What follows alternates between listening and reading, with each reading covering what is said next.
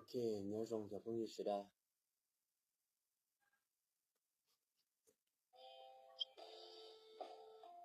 Vấn đề là bé có một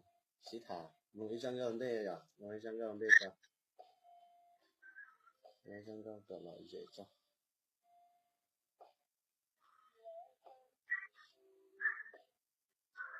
Thời gian đó rồi. Ok, cho phương như vấn đề là bé có một sĩ thả do khó tới mình chịu sĩ. Một lần đầu lên của nông lò đồ của địa. Bởi giờ tia thế bởi giờ chúa ạ. Lúc nào cũng mà lâu. Đó là hay. Cái ý chỉ cho được mong sister. Cái ó chỉ cho hay cho được để nó im. Cho con giờ cái bé thì hay cho được những thong cái lâu chỉ cho hay cho được lát chơi ạ. Chỉ còn nói chỉ cho lâu cái của hay. Chỉ của thứ mua sao kia tan thọ là thì ok. Vấn đề bé giờ sĩ thả thì của hai ta nên mà linh nông ạ. Giờ họ tự chính cái sự mà linh sĩ nông. Ok linh đó. Của mỗi sáng có là đủ cả đó yêu rồi ạ. Khó lái nó chỉ và cụ lái là vấn đề mua lù thái sợ thì lù mong sợ là thọ ra gì biết đi cụ thi bài cho bây giờ không như nhớ rồi sát thái thì sắm lo bảo vấn đề ạ thì ta kỳ cụ yo video và cho không giờ thì xuôi giả và thìรายละเอียดทุกอย่างและหลักฐานทุกอย่าง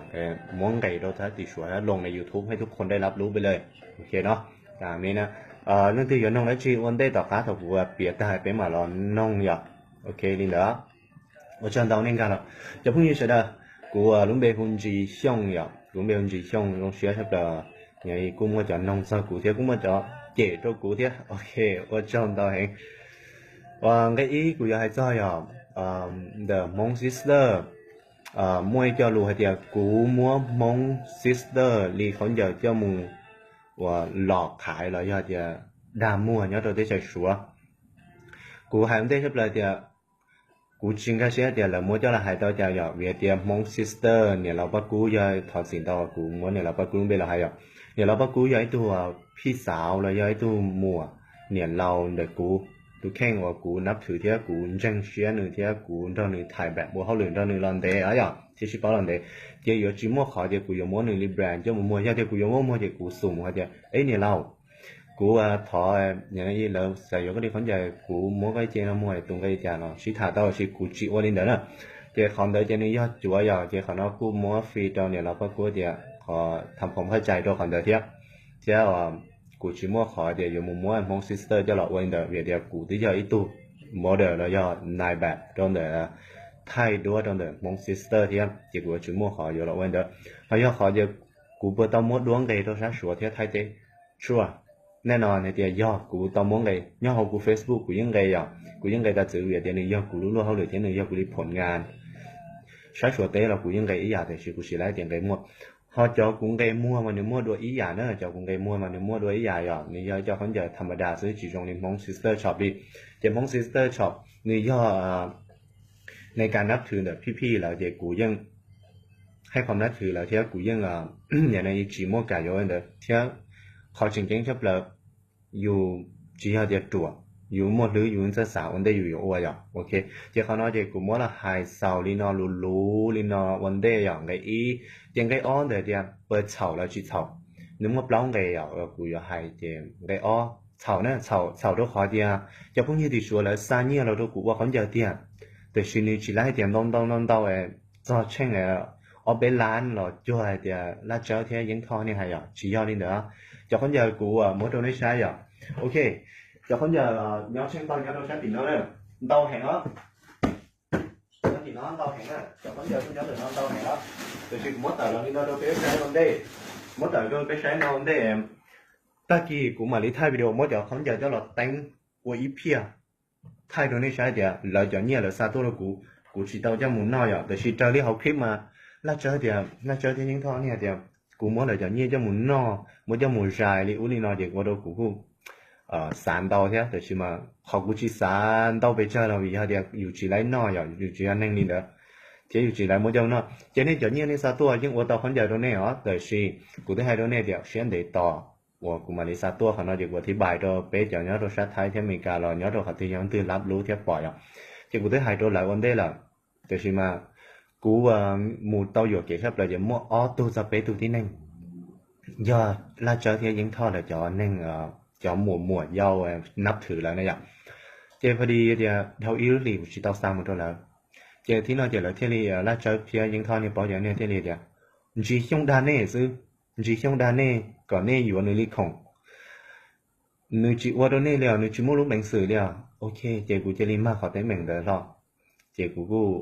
ขอเช่าชับเลยจะอยากขอนอสิอยากมั่วอีขอเช่าซึ่งแบบเล่าฝันแล้วมั่วอีขอเช่าอยากอีบุเปอร์เซ็นต์เจมั่วรีเป๊ะจะเปอร์เซ็นต์เช่าเจขอนอยากขอเช่าเจกูยังยอมรับอยากลูกผู้ชายอยู่สิ่งนี้อยากเช่าเจแรงเช่าลินเด้อซึ่งเจขอนอยากขอกูว่าเช่าให้เดี๋ยวกูจิตเอาซะหันเดียวเด้อละแต่是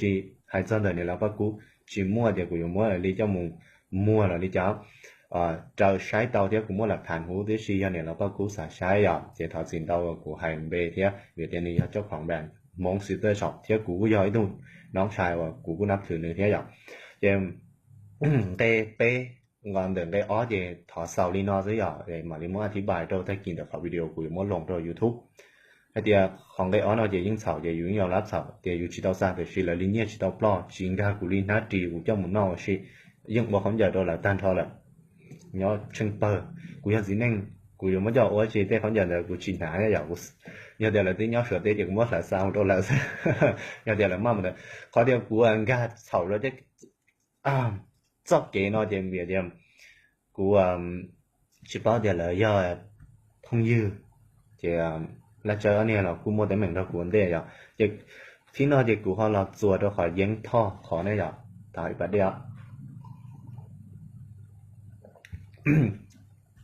ok cũng muốn sau chia thì cũng do tàu tàu vậy giờ chưa hay có do thế hay để hay đọc được qua giếng thọ khó mà do khó thì từ khi chơi đi học video mà giếng thọ thì cũng nhia giếng thọ thì phong như nhia nhia nếu lý số tông nhia cũng nhia nó từ khi người hay tiền xong thầu cho bé cháu chỉ để xong áp phải có xa rồi nó để áp phải có gì vậy đó phải có chưa ở nhà là tôi bảo thì cho cũng nhia thằng đó ở nhà là họ chỉ mỗi cũng để hay của thằng đó rồi nên lòng nó ở nhà là chỉ một vấn đề hai đứa bị xóa, từ khi ở nhà là họ là hai đứa lúc sáng nó, giờ sai到là rất tự chúa cũ rồi, giờ mỗi ít kho họ những kho liền, ở đây mình hay thì mỗi trận ấy cũ dài到thì do khó thì những kho sai nhiều tôi ít sản nhiều thái, tôi mỗi thể khác tôi nữa, còn nó thọ hành bé á, thọ gì, thể khác tôi đâu cũ, cái địa visa đi đâu chùa, chùaว่าthọ gì và hành bé rồi, thì đi đâu tỉnh xongเที่ยวมัวออตูกระเทยที่ไปโชว์งานที่นู่นวัดจีเล่งในจำนวนเงิน100,000กูย้อยดูเทียวีซ่าตันชอเทียพาสปอร์ตทุกสิ่งทุกอย่างหลักฐานเต้นเดี๋ยวกูยังจะมั่วเอกสารการทำวีซ่าวิ่งวีซ่าเนี่ยสาเดียจอบนุ่งเตาโดกูว่าจีเตาชื่อกูว่าเตาอย่างกูมั่วโดไปใช้อ่ะกูมั่วโดไปใช้คร่าวๆตัวเนี่ยแต่ชื่อกูจะมั่วไปบ่อยนี่มั่วจ้าเอกสารเท่าcái củ chớ bò cho củ chớ bò thì cũng có đâu cái trái này không như thế nào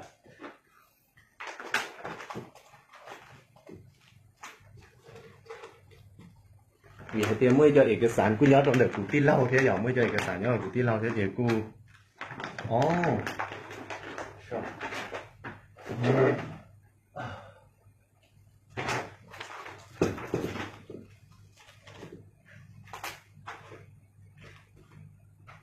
先得到那个交通意识啊，我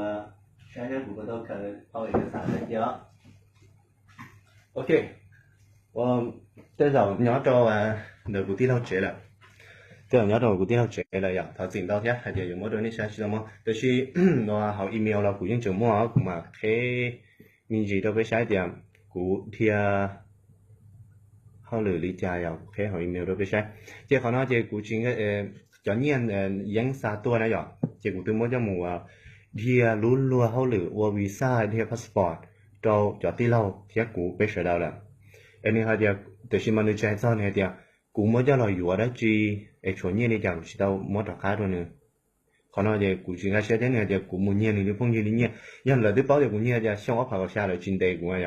là giờ là chỉ hai cụ từ khi là họ là hai đôi lúc xe nó thì họ nói cụ chỉ là sẽ thế tiếp theo là giờ cho ấp xong ấp vào chua thế giờ rồi từ ý xong nó là ha thì cú chuyện cái sẽ là mỗi giờ hay chảแต่现在好像点你要每年是点有知道我就有过节呢就是好点我就有用力嘛好点我就要好点 OK ก็ซาอีแสนเนี่ยตัวกูใจรอเทียค่าวีซ่าค่าพาสปอร์ตค่าตั๋วเครื่องบินเดินเดินตันทอเจกูยังอ้วนมากูยังตกใจก็หันเนี่ยเดี๋ยวกูยังไม่จะรออ้วนรู้เขาเลยเดี๋ยวก็จอก็ให้กับอ้วนตัวจอเนี่ยที่เราแต่งเอาตัวกระเทยกูที่เราจัวไปตัวจอชัวเต้ไอ้จมัวเจียเดี๋ยวอยู่ไรเดี๋ยวกูจีสานเนี่ยด้วยเลยนี่เดี๋ยวไรเดี๋ยวกูมั่วนี่เนี่ยนอนกูมั่วเนี่ยแล้วเนี่ยรู้สึกตื่นnên là mà này cho hai tao vậy, ok cũng cái email cho vậy cũng cái email, thì cũng muốn mình chỉ đâu bé đẹp, thì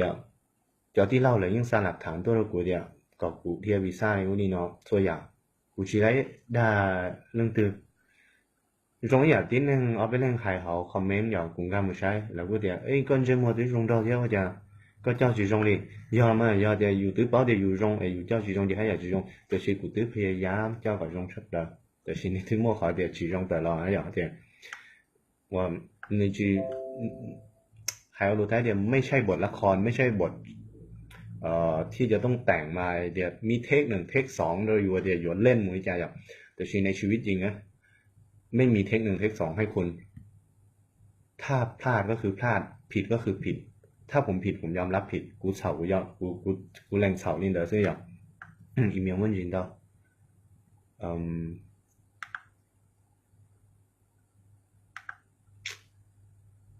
โอ้ยโฆษณาซะดีเลยหาไม่เจอนี่ซวยเลยนะหันโต๊ะทองเดี๋ยวชิปอมาเช่นนี้เจ๊กูนะเช็ดเสีย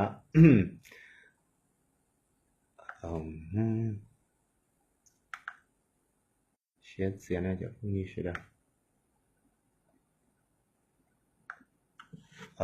วันนี้นะตอนในต่อมินจีอ่ะในต่อมินจีเนี่ยเดือนนึงกูเนี่ยอะไรเนี่ยกูมั่วที่ห้องสอบต้องอย่างในต่อเนี่ยเนี่ยสอบเดิมมึงขอเถอะโอเคเดี๋ยวพรุ่งนี้ก็ได้กูพอดีกูมั่วจะหลักฐานเนี่ยเราเขากูรู้สอบต้องที่อย่างเจมกูเรามั่วเขารู้สอบต้องโอเคที่นอนกูเขาเรามั่วเราไปใช้อย่างเดี๋ยวเขาเดี๋ยวยิงท่อสารเนี่ยตัวเรากูจะหมูว่าได้จีเนาะอย่างโอเคกูเคยเราไปใช้เดี๋ยวพรุ่งนี้ใช่ไหมđó nè cuộc thế đâu với sai mẹ họ nó thì nó nè sau nó thì do dán thao lúng bê rồi nó do củ lúng bê họ nó thì hay cho thì lương tư do tụ cho họ lửa nó có sen chỉ muốn lương tư sen nó chỉ sen đâu để chỉ muốn tư làm shop nè chỉ họ nó thì nếu xa tôi thì do mua xài ô nhia thì do nhia sủi thì áo vải thì ô nhia thấy thì ít sen chỉ có cũng mua trâu vải trâu phá nó cho một thể khác tuổi đó ở tu xài有母户，高这些70%，真的除了一瓦一千的这，要么叫母ที啊，cho ตั๋วเครื่องบินเราจองcái phí nhung hồng trả đã lâu tên được xóa giả cho bé trí lên mù đầu tí, chỉ rùm thân thôi chỉ cho xảo cái thân thôi ở bạn xong bé do những thọ thiên chỉ xong chỉ cho cũng bé nhớ nó, bố xong ở phải có xa lò nữa, còn nó nữ tàu là hai cú dân đeo nữ sẵn ít họ thầu này nữ tàu là hai đứa cũ vậy, nữ tàu là hai cũ chỉ đeo nữ xả thì cho bảo thân nó chỉ mua là để chỉ những chuyện mua vậy, cho bảo thân chuyện mua để chỉ đeo nữ xả thì cũng mua chạy tàu ta là để tiền đến đế là tiền đế là cho là hai đến đời cũ xí mà, cũ những chuyện khai chia, cũ những chỉ xả thì mua nó nói chỉ rong chấp là ở chỉ cho thì chuyện mua nó nói cũ chuyện khai tàu cho nó chia thì, cũ mua cho là hai tàu thế, giờ thì khó cho cũ chỉ tàu là hai mua sẽ thế này không, cũ to sai là do gì đó chỉ là do rồi ở đâu có mỏ là do trâu bó cừ do trâu sơ dế do trâu đi chả đâu còn non tàu tôi thấy cũng sai là do chả ok chuyện gì thật sự đó muốn gì vậy nó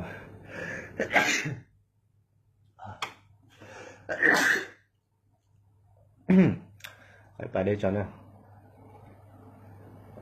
thảm đâu không chấp bà ok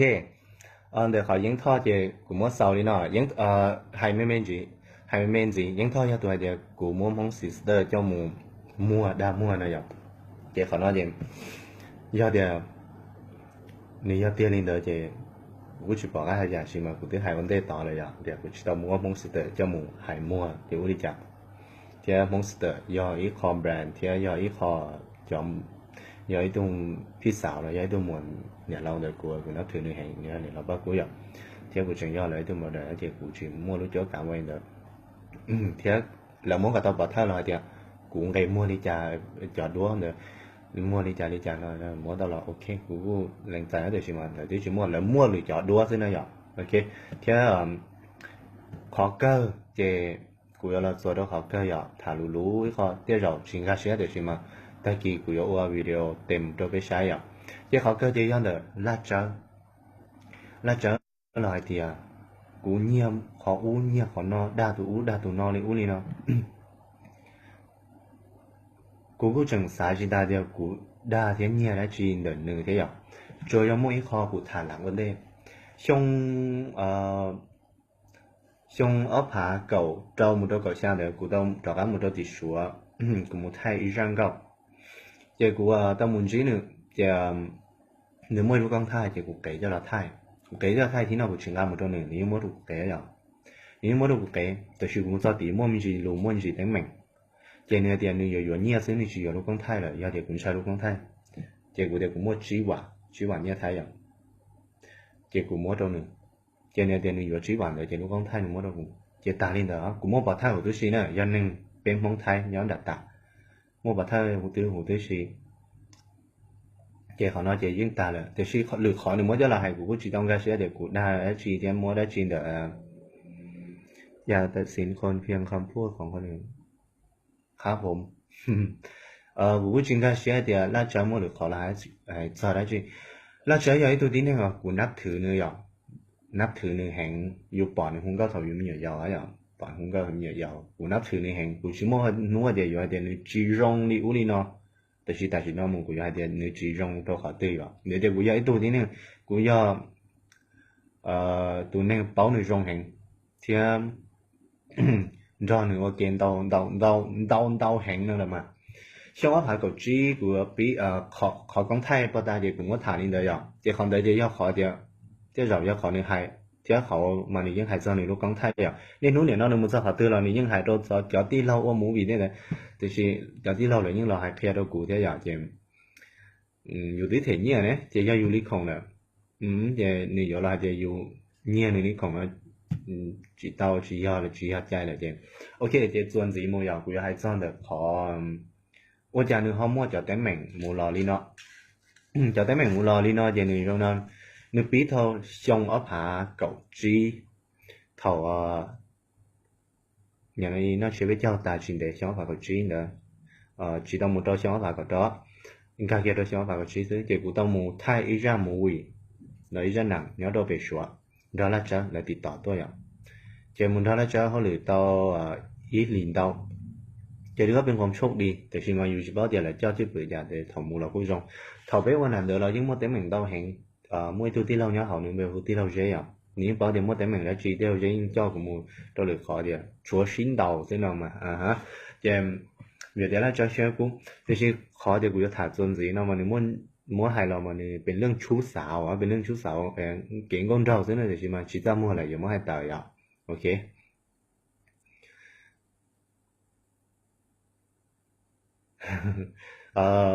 nhà này你确实到的，估计还都得用这种模样，就是嘛，那找你年过很，叫你睇留到个古墓上头拿呗，结果头古墓上我拿呗的，都能够都多到呗太拿的，全部在这，要的在这就没得命，就比如我拿的头古要到家来的，你因呼呼等到古年谈的我那要，古但是那古年到大学那个，但是嘛，你确实那就古墓叫他还没有，你弄呼多的古年，就还的，晒有古。bao nhiêu giờ gì năng nữa chỉ giờ gì năng giờ bao nhiêu sai giờ cụ thể sự cụ thể hai đứa trái thì lúc sáng thì cụ dùng món nồng cao thế giờ chỉ cụ như thế ok ngày nay cụ món nồng cao thì ông đi nào là chỉ cụ chỉ thả yếu tố hậu lực chỉ có hậu lựcแต่是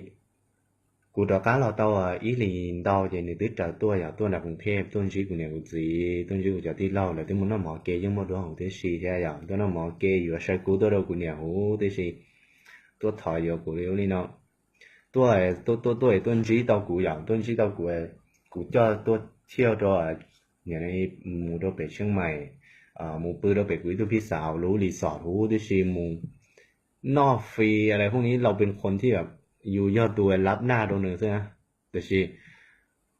เนื้อเขาลายเดียวกูจ่อชีตรงนี้เนาะหมดดาตูตัวนอเท่านั้นอย่าเจกูปัญหาเจนี่เกิดจากเรื่องชู้สาวเจนี่ยิ่งแค้นกูเห็นเจพอจบจากเรื่องนี้เจตาตัวเขาได้ไหมเนาะเจวันเดย์ช่องว่าผ่าก็จ้องเดี๋ยวเจกูช่องว่าผ่าก็จ้องจ้องผ่าก็下呢เจกู有那么说呀กู有么多说เจนี่ช่องแต่ตัวเรากูเดีย要กูมุ่งจะไปเจกูมาตัวซื้อนี่อย่างเดียวที่หนึ่งดาวตัวกูซา到กูที่เราใช้หูที่เสีย呀กูเนี่ยกูจีแล้วยัง包着电脑面具条เจ同的เจยังว่าแต่mình lo chờ thìเจยังว่าที่หนึ่งยังจ้อง包条những xong đỡ tôi thì người dùng mốt của tôi li uli no rồi để tiến hành đọc của tôi sẽ của mu sao bé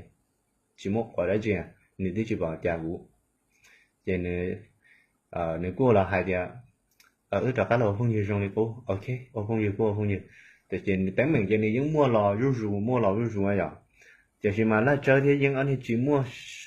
xuẩn là chỉ mua phèn là chuột đâu tên này nhà này chủ sĩ đâu sẽ là gì nó nếu trong này thuộc tờ chi thì dùng lý tha tế này rồi dù lỡ giờ này đâu sẽ chúa còn lo chi lo sao họ cố thế nè cho nhà này cuối chỉ bỏ cái hay đó thì giờ như lo được lương chú xảo lương chú xảo mình đủ na kiện này nè thì là cho là giải từ tiếng Anh này thì cụ chỉ khai ra được phải chỉ trong chỉ có biển như thế đấy nếu tới giờ gì bắt đầu nếu yêu giàu là nếu mua bé tụt gì nếu mua chế trả mua qua chế trả vì do đó là tàng ngàn giữa gì mỗi lần đâu để giữa là chẳng như đó là thầu của mua xong thay của mua thay nào đấy nếu chẳng mua lương đâu nếu tụt gì anh hiện tại lúc chế bỏ chế là nên cái xe ya bỏ chế giờ lúc đó giờ ít tuần nè thì chúng mới cảประมาณ nhớ đâu cả chế kỳ mà anh em mới lúc chế đến mình để là chở hái rồi cái là chở của tàu là lúc ở đi là chở trả lia là chở của hái rồi cái là chở rồi tại vì nó là chở tôi mới tôi mình nhỏ là chở thì là chở hàng câu sư chỉ đâu mua gì mua là luộc trong bảo nó mua cờ đâu bạc kinh giờ tôi xài hùng cao đúng không mua đó thì mình cài chuẩn thuộc biết giờ xài hùng thái nhé thuộc biết giờ xài hùng lo á hay chưa xài hùng lo thì hùng thái mà chỉ đơn giản nó nên một cái video để khỏi mong TV nhớ thì mình cài này người điểm mong thái thì mong lo chỉ đơn giản nó chỉ hậu cho bao nhiêu nè phương tàu tụi gì mua là ở đó nó sự người thứ hai nóแต่สิ่งหนึ่งตัวแข่งในจุดใช้หนึ่งตัวแข่งอย่างในจุดใช้เดียวหนึ่งตัวแข่งว่าจริงหนึ่งตัวแข่งว่าจริงเนื้อเดียวหนึ่งจะเจอกูเดียวกูทำมันใช้หนึ่งได้เตะเจอเนื้อเดียวมาสโนหิมะดาวตัวตาเลยกูสาหายอารมณ์กาก็เดียวคือdùng chân chỉ tao này tôi nên là điều khiกูchỉ tao muốn cho là hay được ý cho thì người chủ độngกูcho mua khó hay đẹp khuôn thì dùng nắp thử nữa được xem nàoกูมาดีหน่อยเดี๋ยวกูmua hay chứ để choนึกทัวกูจะกูทัวนึงซึnhìn được chém giờ này nếu tiền mua là lúa thì ui nó cần tới tiền thì ui nóกูsắp bao tiền cần tới tiền ui nó mua cho là chỗ rồiกูsẽ tiền cần tiền mà hà vi chơi high school ấy chỉ là do university ấy chỉกูsắp bao chứ chémกูchỉ bao tiền do lý giải để xem mà của tiền dân bố mà nó chỉ trời điกูbao lo thếนะcòn nó cũng mất tiền rồi là trái thì khỏi để mình lo trong để của thì liệu tôi chịu sĩ đấy nó bây giờ là nếu mới lo lụt bây giờ giờ cụ chỉ tao thì nên số lên số tuổi giờ chỉ tao giờ tụi bao nhiêu nó cụ chỉ tao thì dưới lưng thư là những chỉ tao này rồi rồi ý cho nào và Hong Kong là thì phụ huynh khác hay tệ nó thì cụ tụi chỉ nên về lưng thư số cỏ nào mà thì nếu muốn để mình lo đi nó giờ nếu muốn để mình lo nó thì nhưng muốn để mình lo nên để dư dưa thì mà chỉ tao mất tờ là hay thì chỉ để mình số giờ nếu chứ chỉ làm để sao thì giờ là chỉ mới cho là hay để chỉ là toàn đề của thầu ít khó nó thế nè giờ của chuyện cái sẽ giờ là chưa phải sống chứ giờ là chỉ sao để cậu cũng nhớ học vùng cam không cũng chỉ nhớ đâu vậy đấy ý cũng những cần đó thì cũng những mua cũng những theo học liệu không như cũng chẳng mua trong môn đầu nên thấy nên muốn chỉ của là của chưa chả muốn đâu mà đâu xuống nhớ là chưa chả cũng ra là cho bé sáng muốn nào một vị là bé sống nó sẽ vậy trên giờ này chỉ lấy nền để gì đâu cũng nó sao vậy ok cho nên chỉ lấy thì ở đâu cũng luôn nhiều muốn luôn nô đi chả thì cũng chỉ lấy xả thì thế nào giờ chả chỉ mà cũng chỉ tạo lo tế lo này giờ thì ôi giờ thì cũng tạo lo tế này thì cũng cái khảo thì cũng hơi lo thì cũng mất khảo trong đó cũng nó cũng chỉ lấy thì khảo mua cho là hay khảo trong đó cũng mua cho là hay đâu bé thì nếu mua ความเป็นไปมายังไงมั่วจะเก๋มูรอลิจายอ่ะอย่างไอ้เที่ยวรีชูชิดได้เหมือนเนาะเจ้าหลักๆเจ้านี่ย้อนเดี๋ยวละเจ้าเดี๋ยวมั่วได้เหมือนคาราคาซังลอนเดย์แหละเจ้าเจ้าที่สามมั่วจะเราให้ตัวกูคูเปียนี่เนาะเราย่อเราเลยมั่วจุดประสงค์เลยมั่วรู้หอบเพี้ยลิจาสาให้เรากูจุดเป้าอย่างเจ้ากูขอเราจะอยู่จีเส้นอย่างที่นั่งเสียจะอยู่กูจุดเป้าเดี๋ยวเราสาลิจาเดี๋ยวใช่ไหมเดี๋ยวเจ้าเดี๋ยวกูมายังมั่วได้เหมือนกันเดย์แต่ที่เจ้าที่นั่งก็包谷用呀，这了用包谷是那么呀，别的公开木晒好破一些不觉得，哦个多罗呢，我都被讲红台本这不摸，你屋里呢，我家头骨啊，我到中间那自己保护的，我家头还中间那间那好了点，哦骨我那本这不摸，骨头还那嘛，骨头nhu cầu trao cầu trí cầu trao nữa, กูบริจาคช่วยเงินโรงเรียนส่งคนเรียนโดยที่เดี๋ยวตื้อฉีถอนเรื่องเทนี้เนี่ยเขาพูดเป็นความที่เราเคยทำแล้วไม่เคยเปิดส่งเงินให้คนเรียนโรงเรียนอำเภอแม่จิรินจังหวัดน่านหาทุนมาก่อตั้งขึ้นมาไม่เห็นมีใครพูดถึงเลยผมให้เงินคนใช้ไม่เห็นจะมีใครพูดถึงเลยตอนที่ผมตกอับแม่งมาพูดเราไฮลุนเดาหยาโดกูชิชงถอกูป้าใช้ที่หนึ่งจะชิมงที่ไอ้เจ้ากูป้าใช้โดมีเหนียวยาวกันเดาหยาเชนเจ้ากุนเทียวนะโดไม่ใช่กูป้าที่หนึ่งกันเดาไม่อยู่ลิเนียตรงนี้กูเนี่ยให้ก็ที่ชิมงเนี่ยเนาะก็ชิมงป้าที่หนึ่งใช่แต่ชีอยู่เจ้าเสียป้าอีป้าที่แต่ชีจะชิมงเนี่ยขัวเจ้ากูเนี่ยเนาะแต่ชีกูเขาเนาะจะเนี่ยเดียวกูเราเป็นมงไทยปนเจ็บปวดมัวมาจีรงในอุ้ยเนาะ我家头骨到用那下子第一都落課落下一陣，มันก็มีอยู่กูไม่เชื่อ到เขาเนาะที่แต่是小家มั่วเนี่ยลุ้นอยู่เลย在啥到了อยู่จีเราดูเชื่อ到ได้เนาะที่กุนเพียเนาะกูมั่วหลักฐานหูได้เชื่อเดียวกูว่าเขาหรือป้าที่นั่งนี่จ้ะแต่ชีที่ชิมที่นั่งให้จ่าย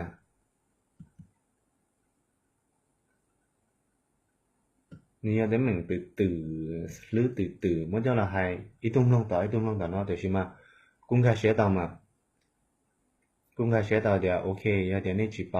了你去炒领导是没有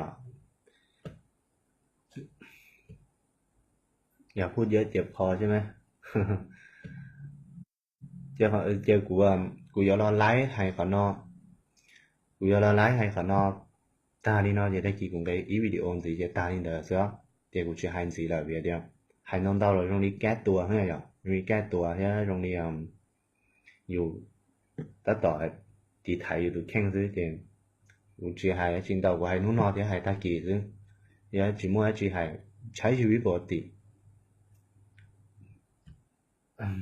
คุณที่เขาเพจกลุ่มอย่างไรกูเตาป้าเช้าเนี่ยมูโดเราจะมีออกกันได้กูที่ชีท้องที่เนี่ยยุ่งที่อยู่ทุกแข่งเจ้าหลอบซาแล้วที่จิมัวแห่งไทยกูว่าเฉาเขาเนาะยอดเฉาเตี้ยก็จะได้จีนอนเนี่ยเขาเราหมอเจ๋กูดีเนาะ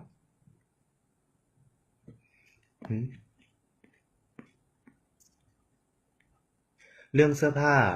าใช่ครับเรื่องเสื้อผ้ารู้จากเขาใหญ่เรื่องเตี้ยกูที่หายวันได้เหรอจากเขาใหญ่เตี้ยแต่ชีหลายเนี่ยกูชีตามมัวจะเราหน้าอย่างนี้น้องเขาเนาะจากเขาใหญ่เดี๋ยวยังมัวว่าเรา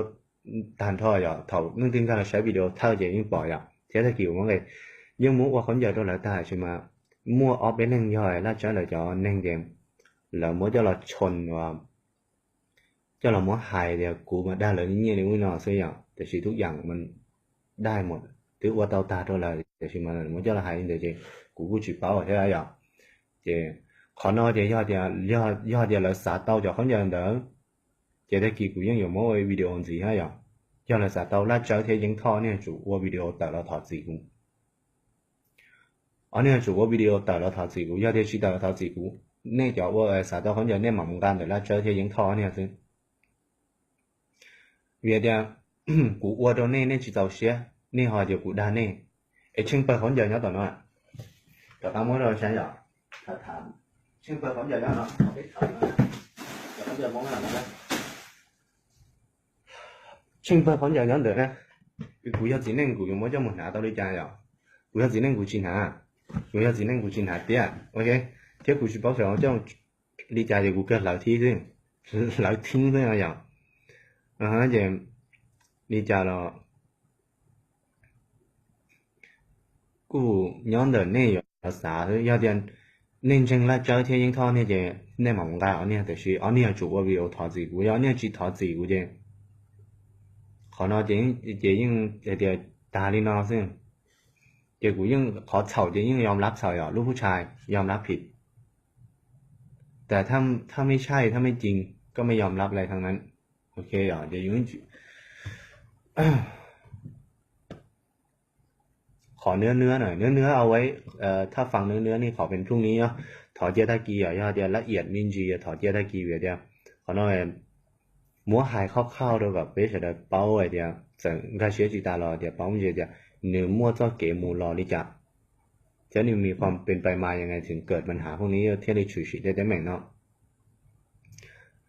เดี๋ยวมัวหายลีน้องได้เนี่ยในต่อต้านเด้อต่อท้ายกีกูมาว่าวิดีโอไทยตั้งแต่ต้น4ปัญหาจนไปจนตัวเขาได้เขาอยากชัวอยากได้เด้อมาลีมัวซาโดไปใช้แล้วเราใช้ลงของ YouTube หมูตื้อชีเราไปใช้โอเคแล้วได้ทำจริงหรือเปล่าล่ะคนนี้คือใครครับถามวกไปวกมานะฮะผมอธิบายไปแล้วนะ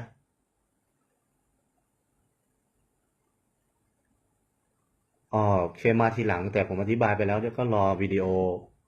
ปิดแล้วก็ค่อยกลับมาดูเนาะต่อวิดีโอตามนี่เหมือนกันเราใช้สีต่อก้าในวิดีโอตื้อถาจะคนอยากตื้อถามได้แล้วอย่าง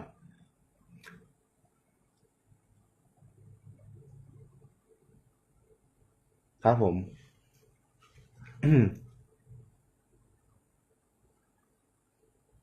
อย่านอกเรื่องได้บอกคนนี้คือใครนอกเรื่องคืออะไรเอางี้คุณข้องใจทักมาหาผมส่วนตัวนะฮะไม่จำเป็นต้องแคร์คำพูดของคนอื่นเดียวยอดจะตูเตื้อยอดแล้วต่อไปเจก็ชื่อทักตัวส่วนตัวของน้าchỉ số là commentของน้าเดี๋ยวกูตื้อถามมันได้ไปแล้วอย่างหรือถามthì cho khán giả mình cho cứ thẳng cái ý nữa mong sister thì lấy ó này cho khán giả thì lấy bé để những thọ thì là trở từ từ thả tà rồi thì họ nói gì dùng mỗi cho là tại vì nó giờ đã tỏ là bài rồi thì dùng ôi rong tao rong thì chơiกูมึงra comment nàyกูอ่านนี้cho làกูtàu luôn nhé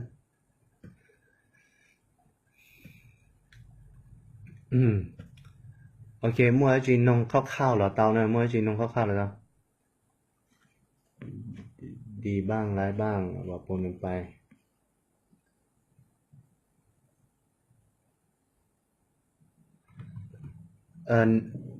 นันโอเคนันพูดนันก็ให้ย่อมาก็ให้ย่อแล้วสั่งเตี้ยเขาจะว่าเตี้ยแต่ชีอยู่จีเต้าซามูซื้ออยู่จีเต้าโม่เลยนี่เนี่ยจะหลอนนอโอเคนันก็ให้ย่อมา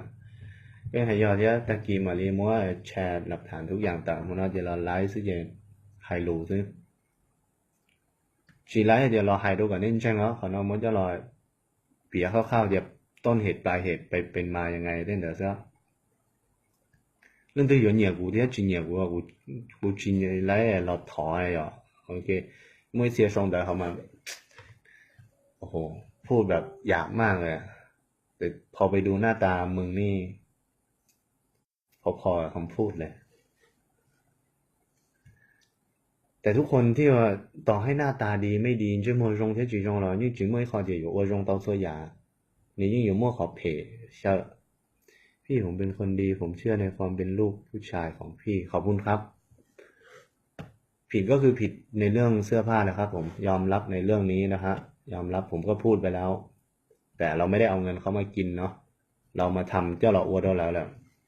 แต่คือมันมีเส้นทางนี้มงสัวเลยกูว่าเขาอยากมัวใช่หรอเขานอนเนี่ยมาเล่าเป็นเรื่องย่อๆมัวชีวิตน้องเลยมงสัวเลยกูว่าเขาอยากมัวในนามก็โอเคอยู่มัวสวมเบเรามีชื่อเสียงเจอยู่มัวมีจีเจอยู่เตาจงมัวด้วยเจ lại khí dù chứ ở bên lưng của hài lòng này nè là cũng mua không giờ nữa rồi là trở cũng mua là trở dọc mua mình gì những cũng mua mình gì những đi lựa tù là những mua để sửa lên để cũng mua tí năng hài đâu của gì mà cũng chìm lòng thế chứ chỉ của thế này ở chữa giá lợi tí cho dù đi không nhiều thì chứ màเราพูดง่ายๆตัดเส้นทางหากินอยู่มู่วันเดี๋ยวจะอยู่到中末ด้วยเจแล้วอยู่ว่าจะอยู่到中末ด้วยเจแล้วขี้到หันเดี๋ยวแล้วที่โจมตีเขาเนาะความจริงเนี่ยกูมั่วจัวแล้วกูใส่เอฟเฟกต์ด้วยแล้วเนี่ยกูมั่วอยากกูตื้อไทยเขาเนาะที่เขาย้อนตียอดเดียวกูยังมองไทยอ่ะยอดเดียวนี่จอเดียวโอเคนี่ยังมองไทยนี่จัง3 หมู่ 8เลยเป๊ะเจเชิญนะผมเอาเต็มที่เลยฮะเหยียบกูให้โจมตีนไปเลยฮะสู้ๆครับเป็นกำลังใจให้พี่สู้ๆครับพี่ยอดปัญหาย่อมมีทางออกทุกคนต่างมีเหตุผลในการกระทำไม่เข้าข้างฝ่ายใดฝ่ายหนึ่งถูกต้องครับผมเราต้องการคนเราต้องมีการผิดพลาดครับผมเราดูตอนจบวิดีโอแล้วกันเพิ่งเข้ามาครับผมไม่แคร์ทำไมไม่มีใครดีจริงๆโอเคเดี๋ยวกูเชาลงรัวที่อยากจะพรุ่งนี้ใช่ไหมคนจริง2018ผิดก็คือผิดนะครับผิดก็มีอยู่แค่เรื่องเดียวก็คือเรื่องเสื้อผ้าเรารับเขาปากเขามาทำจริงแต่เราไม่ได้อมเงินเขากินนะเสื้อผ้ากองเต็มเลยแต่ต้องgiờ là hành đâu vậy cô mới cho một lỡ sao một đôi bị sửa té tức là đứa nhóc sửa té này trời qua trời giờ tức là nên thì chỉ tao vậy mà đi lo ông bố sửa đâu cũng mà đi đó sao mình gì chứ bây giờ mà ผมหากลุ่มไม่เจอนะ กลุ่มที่ผมเคยช่วยเหลือนะฮะแต่มีน้องที่ช่วยผมบริหารชื่อวิเชียรแกช่วยผมบริหารแล้วแกก็เป็นคนมอบเงินให้กับอาจารย์ทั้งหลายที่ทำงานในกลุ่มสร้างกลุ่มมันอยู่ไหนวะเขาสั่งกี่เดือนแล้วเดือนกว่าครับเดือนกว่าเกือบเข้า2 เดือนเหตุผลที่ผมยังไม่ส่งไปเพราะว่าผมได้กำไรน้อยมากและค่าขนส่งแพงมากด้วยส่งไปอเมริกาเนี่ยถูกกว่าส่งไปจีนเนี่ยเขาคิดเป็นกิโลแล้วก็แพงมากผมก็เลยปรึกษากับเพื่อนที่เป็นคนจีนเลยนะเป็นคนจีนไม่ใช่มงจีนผมปรึกษากับเขาว่าเนี่ยส่งทางไหนดีที่สุดเขาบอกว่าส่งทางเรือถูกแล้วเสื้อผ้ามันเยอะมากนะฮะกล่องนั้น3 กล่องแล้วก็ยังมีถุงอีกนะฮะและกล่องแต่ละกล่องนี่เมตรกว่าเกือบ2 เมตรคือมันเยอะแล้วมัน40 กว่าโลอย่างเงี้ยถ้าผมส่งเนี่ยค่าขนส่งนี่คือเรียกว่าเข้าเนื้อตัวเองต้องควักด้วยตัวเองไปจ่ายอยู่จุดต้องมดเห็นสิก็ยังโหทะเล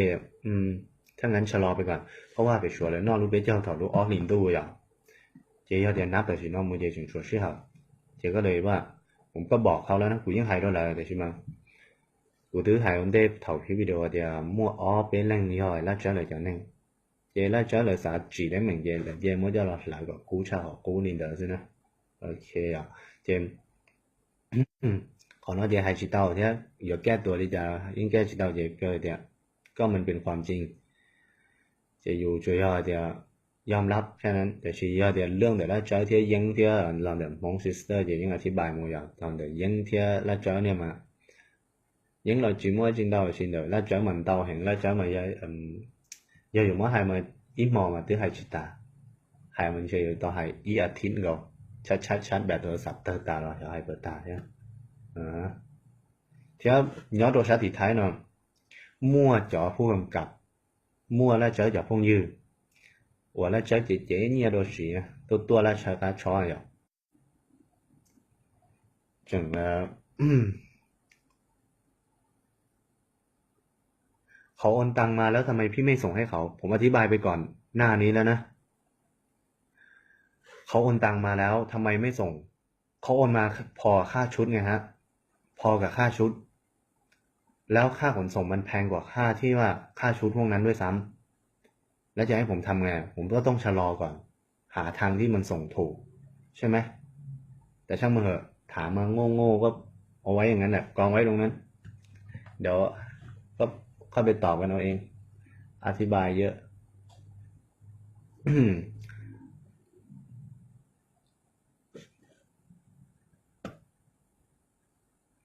มาเจอผมดีไหมฮะข้องใจจังเลยเนี่ยฮะ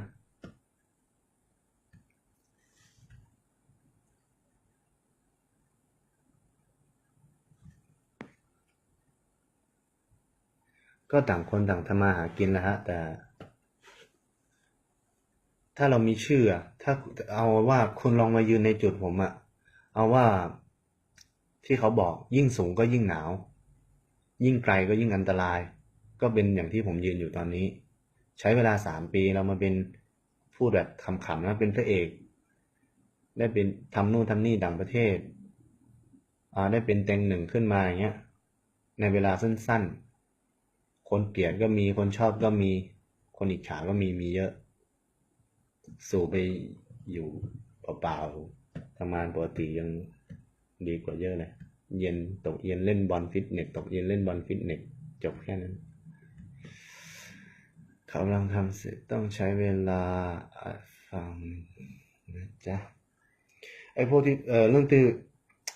ยาล้อมลงไอ้ชิงกาเชื้อพวกน้องอุ้งน้องน้อยเดี๋ยวจะเดี๋ยวอีปวดเร่งถอกับลิเก่าเร่งกาเชื้อจะโอเคมามั่วกำลังใจสู้好的都有海里家了，去玩这张，到学姐多呢，mà đi cho một kho rồi cũng nên giả biệt xua giả biệt đi, nên cho lùi姐天nên cho lùi khó kia của những khởi giá,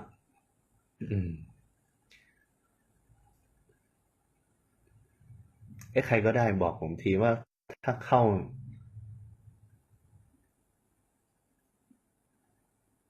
เอาเสื้อผ้า40 กว่าตัวนะฮะพี่น้องไม่ใช่น้อยๆนะ40 กว่าตัวแล้วการขนส่งนี่ไม่ใช่ว่าจะถูกให้ผมนะผมก็เครียดในการขนส่งเหมือนกันนะเข้าเนื้อตัวเองเนี่ยแต่ผมไม่ได้ไปอมเงินเขามากินนะแล้วก็ไม่ได้ไปเอาแบรนด์ไหนมาขายด้วยพูดไว้ก่อนที่พูดได้ใจดันใจผมใครก็ได้บอกผมทีว่าในเฟซในโน้ตบุ๊กเนี่ยเข้ากลุ่มที่แบบตั้งกลุ่มพวกนี้นี่มันต้องเข้าตรงไหน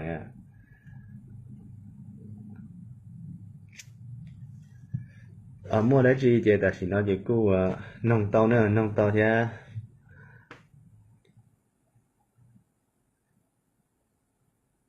mỗi chỉ là nông tàu lúc xưa nó nè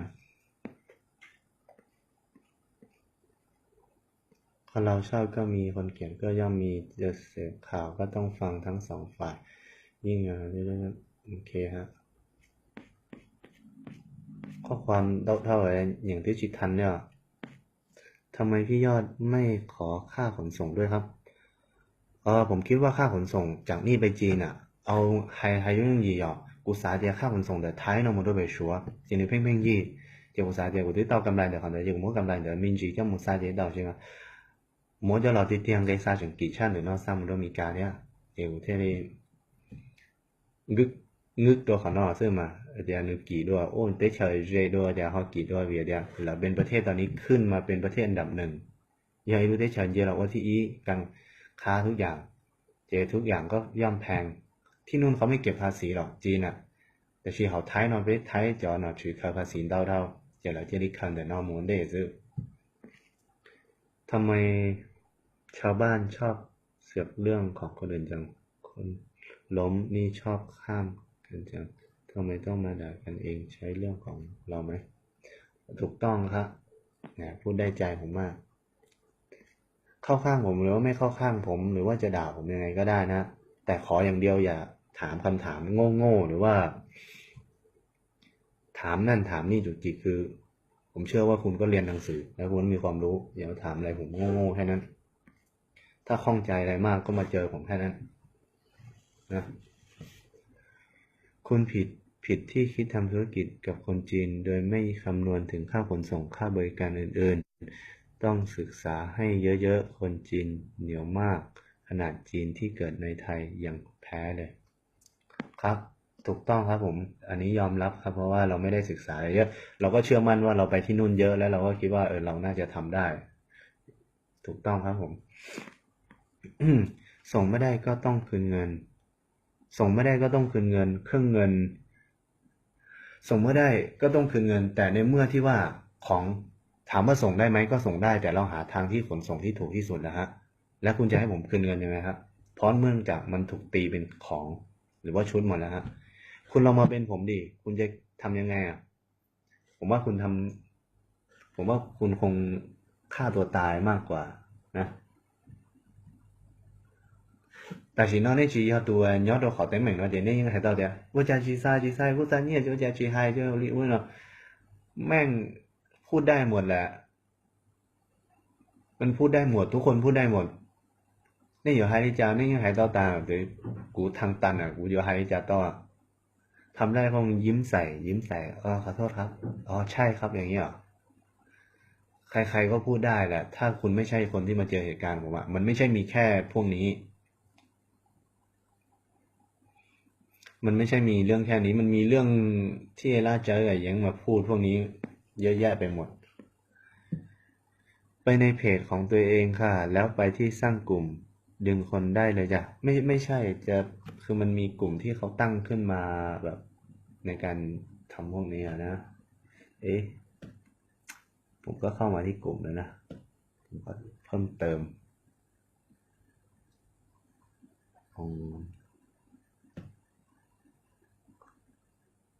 สร้างเพจจากการเพจสร้างกลุ่มใหม่ได้ไหมไม่มีกลุ่มเดิมอ่ะมันน่าจะมีกลุ่มเดิมนะ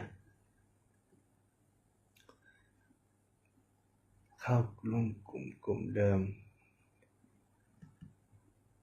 เห็นเขาพูดไม่ดีให้พี่เลยสู้ๆนะพี่เป็นกำลังใจให้ขอบคุณครับทำใจลำบากเนาะก็ไม่ได้ลำบากอะไรมากครับเพราะว่าความจริงมันก็มีและความไม่จริงมันก็มีเราก็ไม่ได้ซีเรียสอะไรขนาดนั้นแต่ถ้าไม่ออกมาพูดเขาก็หาว่าเป็นความจริงเพราะเราออกมาพูดก็หาว่าแก้ตัวเนี่ยเมื่อกี้ก็ยังพูดเลยพูดเยอะทำไมมันดูฟังแก้ตัวจะให้เงียบๆไหมเงียบๆว่าแพ้ดีใช่ไหมกฎมีไว้แหก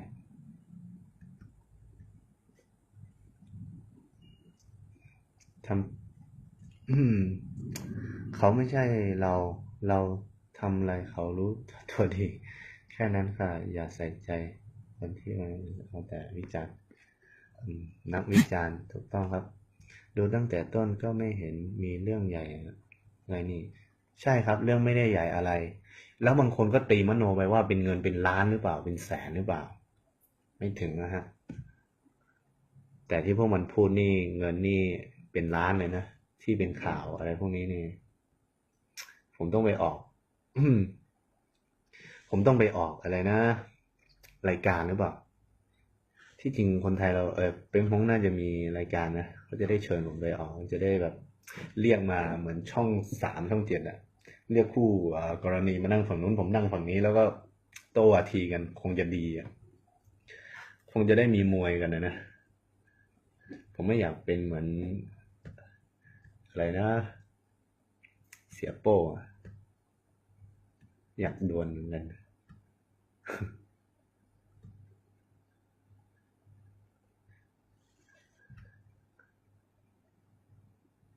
เข้ามาฟังก่อนจะนอนคืนนี้นอนหลับแล้ว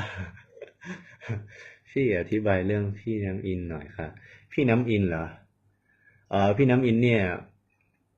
ผมก็ยังเข้าใจไม่เยอะนะของน้ำอินเนี่ยน้ำอินนี่มันเป็นเราถ่ายหนังเรารู้จักคนจีนเราก็ถ่ายวิดีโอนั่นนี่มันก็มีวิดีโอก็บอกให้ปล่อยดูดิแล้วก็มีเรื่องอะไรสบู่อะไรพวกเนี้ย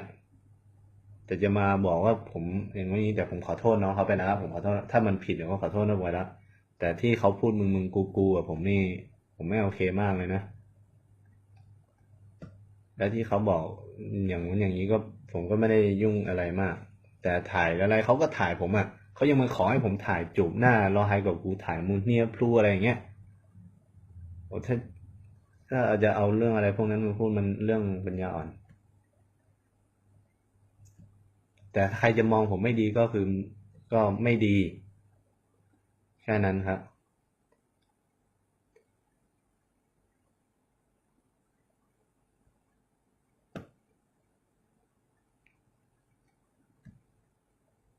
อืม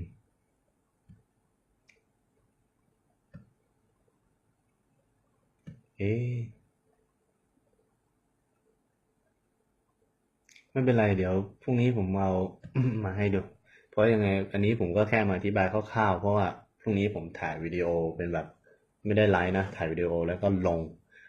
ลง YouTube ด้วยแล้วเอามาให้ทุกคนดูยอดอาจจะคิดรวมส่งให้เขาแล้วแต่พอค่าขนส่งจริงๆ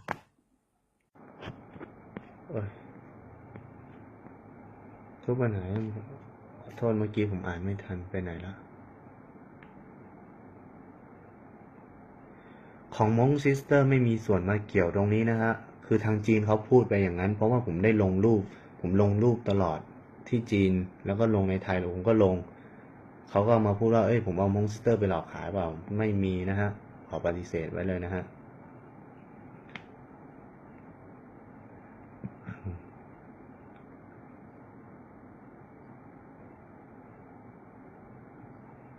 ถ้าผมโอนเงินคืนและเสื้อผ้าที่ผมสั่งทำทั้งหมดอะจะให้ทำไงอะถ้าคุณเป็นนักธุรกิจคุณก็คงไม่พูดอย่างนี้กับผมหรอกคุณใช้คำพูดโง่ๆกับผมมากเลย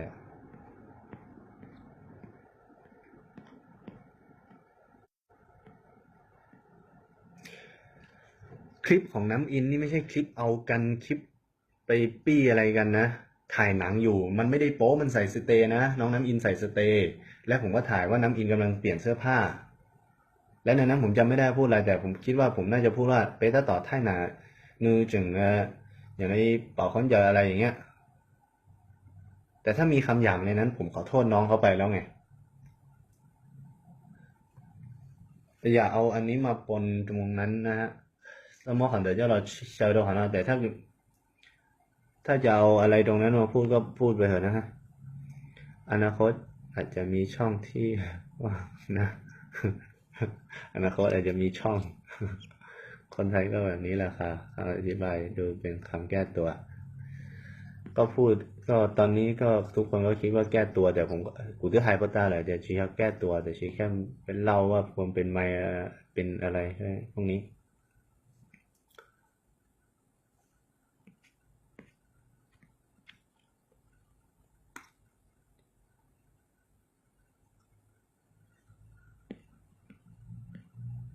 แต่ผมอ่านคอมเมนต์อะไรพวกนี้สักนิดก่อนนะ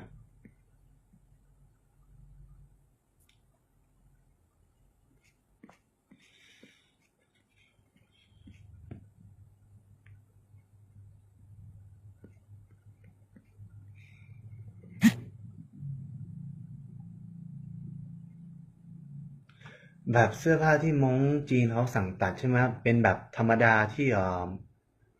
เอางี้ผมยกตัวอย่างม้งตาที่ม้งเคนอย่างเงี้ยนะเป็นเสื้อผ้าในโทนนั้นครับคือมั่วๆจะแฉกนี่เด้อที่สั่งตัดคือเป็นแบบนั้นจะมั่วๆแฉกเส้นเด้อซึ่ง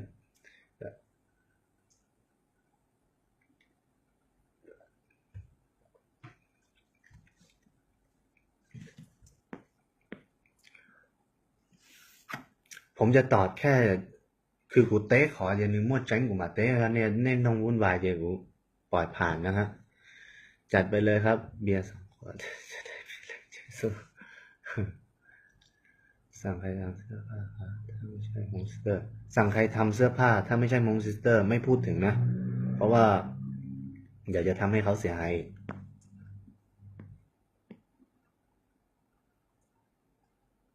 ทางที่ดีน่าจะออกมาขอโทษเขาอย่างเป็นทางการนะเพราะเขามีชื่อเสียงไม่ต่างจากคนนี้คุณแม่ยายก็เลยเป็นอะไรที่ผมต้องออกมาขอโทษเขาครับผมไม่ได้เอาชื่อเสียงมาอ้างผมไม่ได้จะต้องมาขอโทษอะไรเขา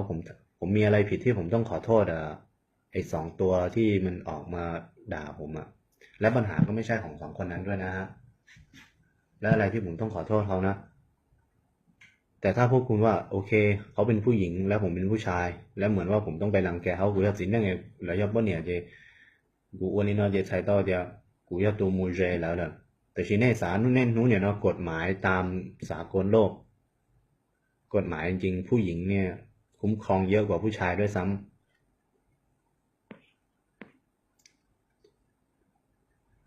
คืนตังค์เขาไปก็จบควยคืนทั้งตังค์แล้วก็ควยไง ถ้าคืนตังค์เขาไปแล้วของที่เราสั่งออเดอร์ไว้แล้วฮะต้องทำไงผมต้องเป็นคนจัดการอย่างนั้นเหรอลองมาเป็นผมสิคนที่พูดคุยๆเนี่ยถ้าเจอผมอะช่วยทักผมด้วยนะเรื่องธุรกิจก็อย่างนี้แหละบางทีก็เราก็เสีย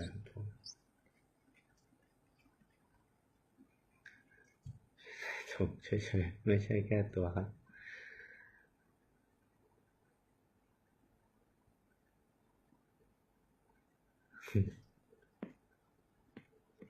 ไม่ได้แก้ข่าวแล้วก็ไม่ได้แก้ตัวอะไรด้วยน้องซอยใช่ไหม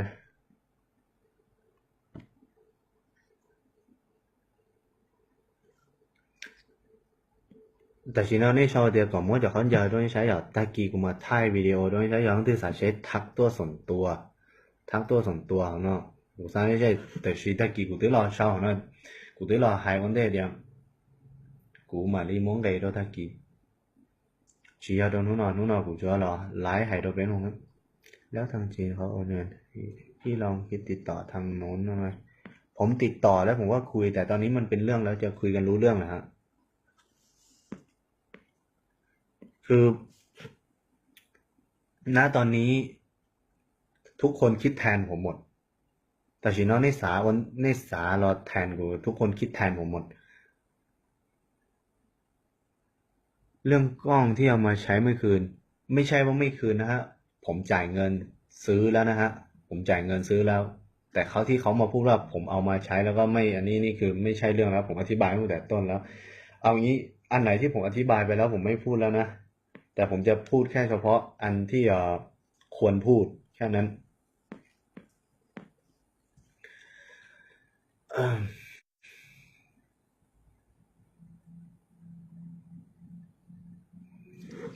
คอมเมนต์งงๆก็ปล่อยไว้อย่างนั้นผมตอบไปเยอะมากแล้วนะถามเรื่องกล้องเรื่องเสื้อผ้าเรื่องค่าขนส่งนี่น้องรอกูคือตอนนี้วิดีโอมันไลฟ์มานานแล้วนะผมดูอันนี้ว่านานยังเอานะพรุ่งนี้ผมลงหลักจะ1 ชั่วโมงแล้วพรุ่งนี้ผมลงหลักฐานให้ทุกคนได้ดูแน่นอนไม่ต้องกลัวลูกค้าเขาต้องเข้าใจพ่อค้าแม่ค้าด้วยเดี๋ยวพรุ่งนี้ผมลงหลักฐานให้ดูนะทุกคนไม่ต้องมาคิดแทนผมเพราะว่าผมเป็นตัวอยู่ตรงนี้แล้วตัวผมเป็นคนโดนผมย่อมรู้ว่าปัญหาเป็นยังไงแต่ถ้าทุกคนมาคิดแทนผมต้องทำตามที่ทุกคนสั่งเหรอ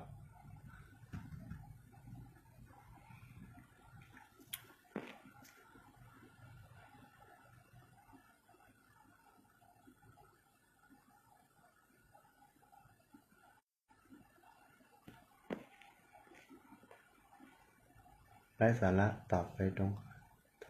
คำถาม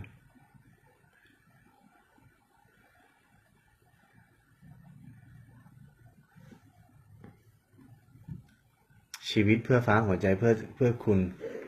ถ้าผมตอบไม่ตรงคำถามก็ไปฟังตั้งแต่ต้นเรื่องมานะฮะตอนนี้ผมไม่ได้ตอบให้ตรงคำถามผมตอบแค่ในบางเรื่องที่น่าตอบไม่ต้องพูดว่าผมหล่อแล้วก็แต่ไร้สาระไม่เอ่อพูดอะไรไม่ตรงผมไม่ได้หล่อผมไม่ได้พูดว่าผมหล่อแล้วผมไม่ใช่คนมีชื่อเสียงอะไรทั้งนั้นแล้วถ้าเขาแอบ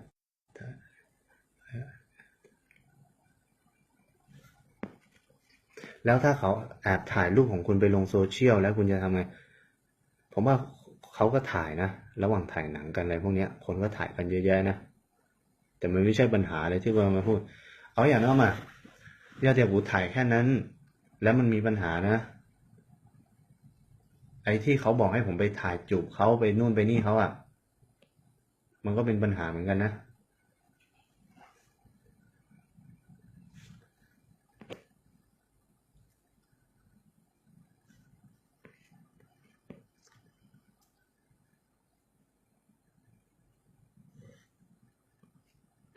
nên từ lò tỏ cá về mà đi mùng nông thổi video tua này về thì cụ tứ thả vấn đề về taแต่ chỉ nói về khế สบายใจซึ่ง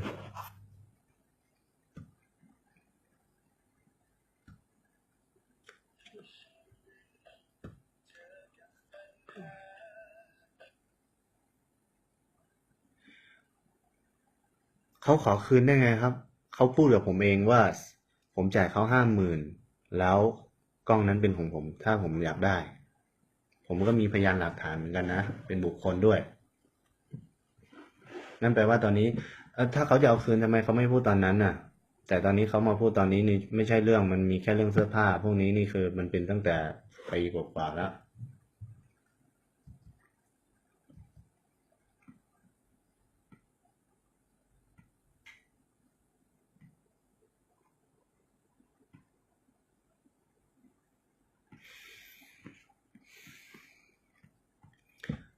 giờ thì này giờ là bán đợi chọn lòng đâu thì cái chi đó xếp phá lại mà theo cái nhà này tụt chỉ ra rồi có thể đó sẽ là tệ ผมมีคนชื่อเสียงเขาออกมาพูดเลยนะครับคนมีชื่อเสียงเขาออกมาพูดเลยผมอธิบายไปตั้งแต่ต้นแล้วครับผมอธิบายไปตั้งแต่ต้นแล้วครับเพราะเขามีชื่อเสียงเขาพูดอะไรมันก็ต้องเป็นความจริงหรือว่าพูดอะไรมันก็ดูเป็นความจริงไปหมดนั่นแหละนั่นคือความซวยของผม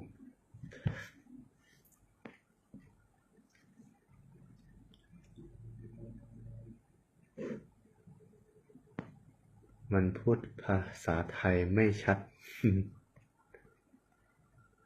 ผมพูดภาษาไทยไม่ชัดครับเพราะผมเป็นคนมงครับผม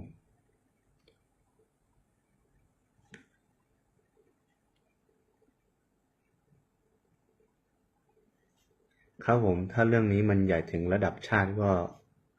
ผมว่าคงจะถูกบันทึกไว้แล้วฮะ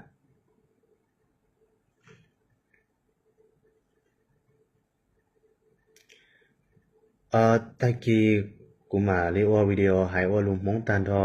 son để cho tới mình lúc nàoอย่างรอไลฟ์พูดไฮคร่าวๆแม่กูถือไฮวันเดย์ถอต้นคลิปเลยจะขอใช้ภาษาไทยปนกับภาษามงไปด้วยเพราะว่าพูดให้แค่เป็นมงไทยมงรอเรายาวโดนมงมีกายังมั่วจะเป้าให้หรอกแต่ผมทำคลิปนี้แล้วก็อีกคลิปหนึ่งก็คือจบแค่นั้นแล้วผมไม่ได้มีมาจะมาตรงมาตอบอะไรทั้งนั้นแล้ว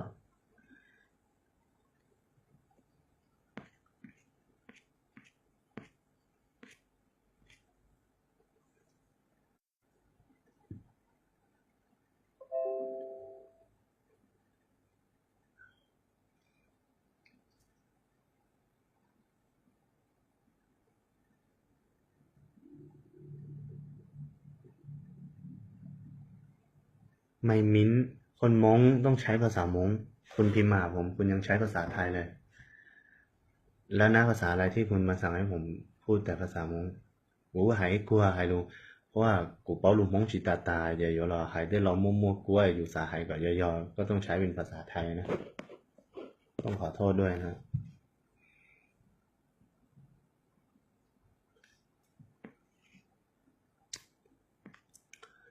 เอาอย่างนี้นี่รอย่อตัวเขาขอไลน์เนาะแต่สิเนาะนี่อีเทียนี่เขาชี้เจนนี่เขารอเจกูเดี๋ยวเอาว่าเราปิดกันเท่านี้เนาะแล้วก็เดี๋ยวกูว่าอีคลิปสีต่อรอนสีเจ๊ตาลินเดอร์สินะโอเคลินเดอร์เจ๊ไป新机脑子有我赚到那个下一家叫俺看了姐姐我赚到你呢